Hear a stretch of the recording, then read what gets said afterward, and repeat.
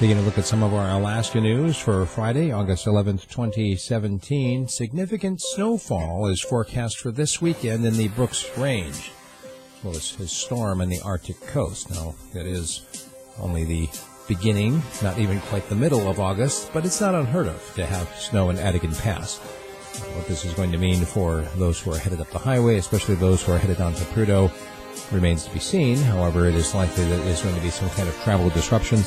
Also, those who are headed up to Okayakvik or Faro may encounter some sea surge on Monday and Tuesday.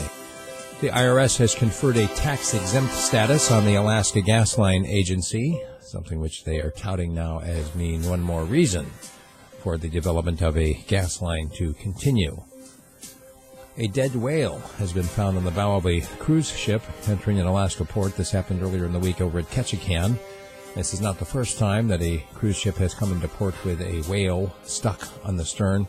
In this particular case, though, it's a complete surprise because nobody reported feeling or hearing any collision, and they're not sure at this point whether the whale was alive still or dead, and it got wedged on the bow of the ship. However, that's not what many tourists want to see coming into a port anywhere, especially not in scenic Ketchikan.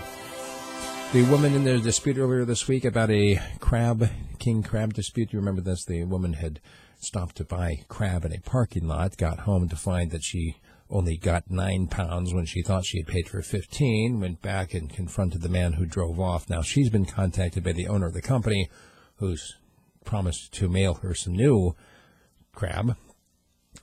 Now, the question has been raised whether or not this fellow is legal to be selling crab out of a parking lot in the first place.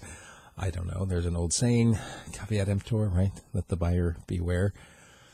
Multiple gas station and liquor store break-in attempts across the Fairbanks area led to the arrest of 2 Fairbanks women earlier this week. A man who was described in the incidents remains at large.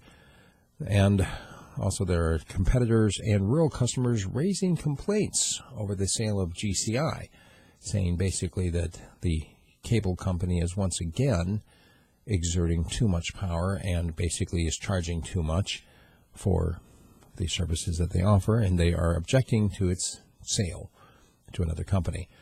The Fish Factor column focuses on how it's time for a checkup from the neck up, primarily in light of the number of deaths in the commercial fishing industry this year. 11 deaths this year, which is more than we've had in the last 13 years, I believe.